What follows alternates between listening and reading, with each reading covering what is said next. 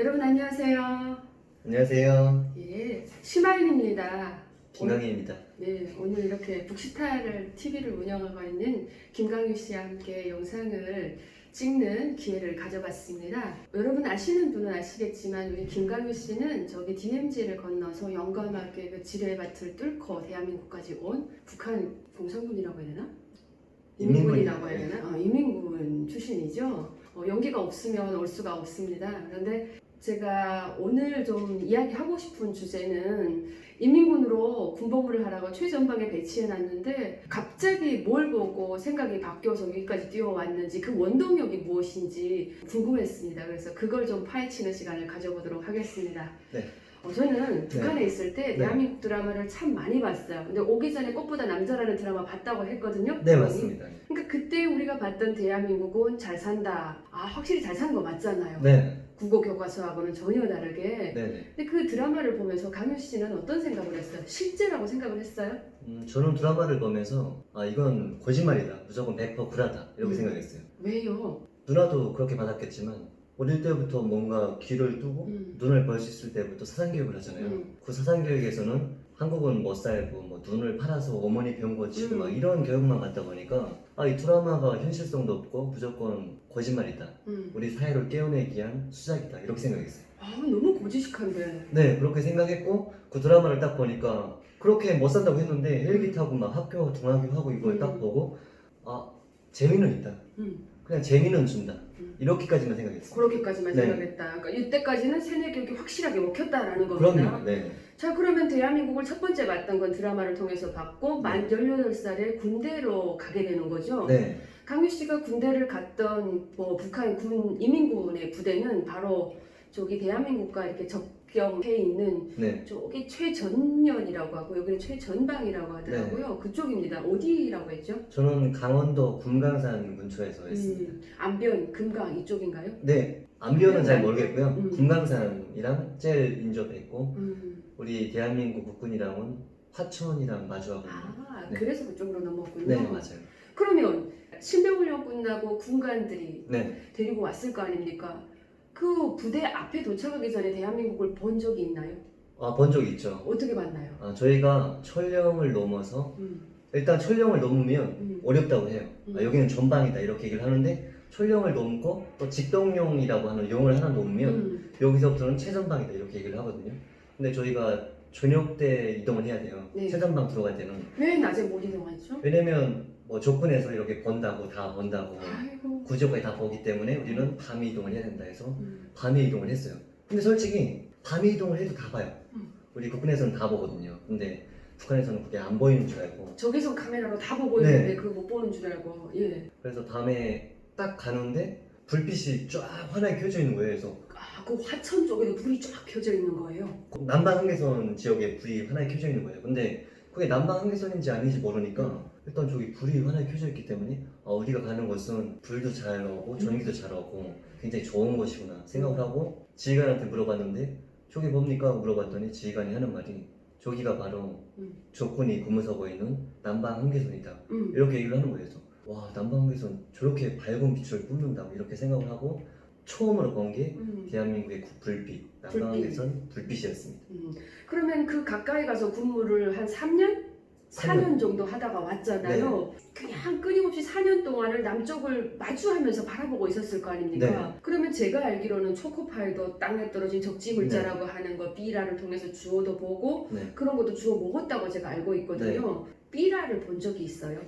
처음에 딱 배치돼 갔을 때 오후만 되면 남하로 올라가요. 네. 왜냐면 북한군은 이렇게 막 석탄이나 이런 걸로 밥을 못 하기 때문에 전기도 안 오잖아요. 네. 그래서 전기로 뭐 난방 포장하고 이런 게 없기 때문에 오후만 되면 나무를 해서 뭐 밥도 짓고 난방도 포장하고 하거든요. 그래서 남하로 지휘관들 데리고 가는데 산골짜기에 딱 붙었어요. 네. 나무를 하고 있었는데 그 네. 삐라가 엄청 많은 거예요. 어떤 내용인지 너무 궁금했어요.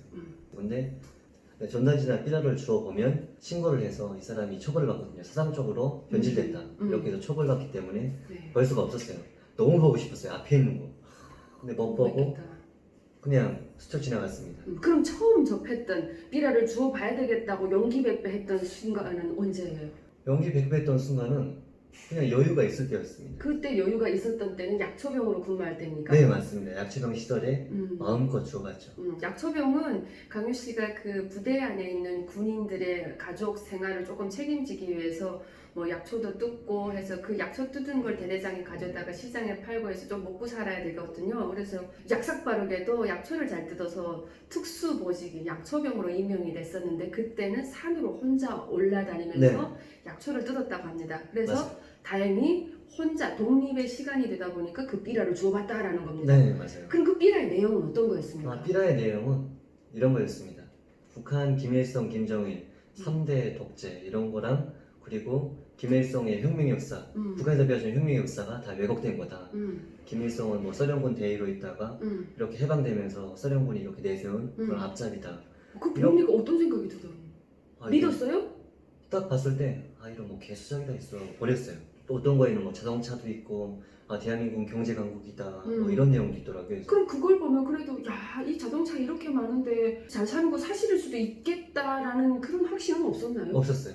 그럼요. 처음에는 전혀 없었어요. 예. 솔직히 현실이죠 그게. 네. 근데 그걸 보면서 안 믿고 있었죠 저는.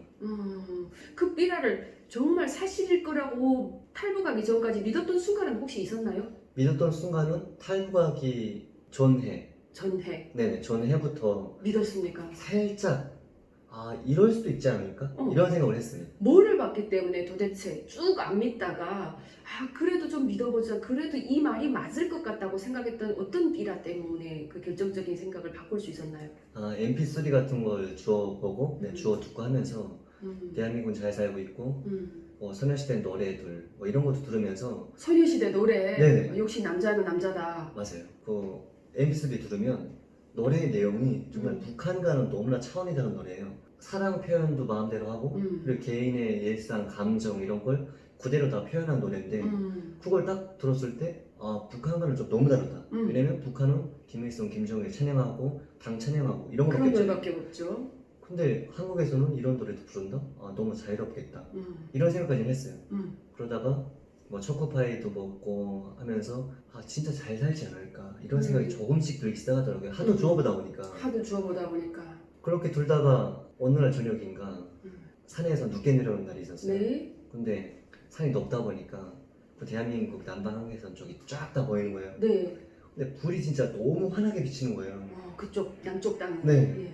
그리고 대한민국 쪽 하늘이 진짜 환한 게 이렇게 다 보여요. 북한 하늘은 어때요? 북한 하늘은 돌아보면 진짜 너무 시커멓죠? 암흑이죠. 아예 하나도 안 보여요. 그래서 그걸 딱 보고 대한민국은 정말 잘 살 수도 있겠다. 이런 생각을 조금씩 제 마음 깊이 들게 됐죠.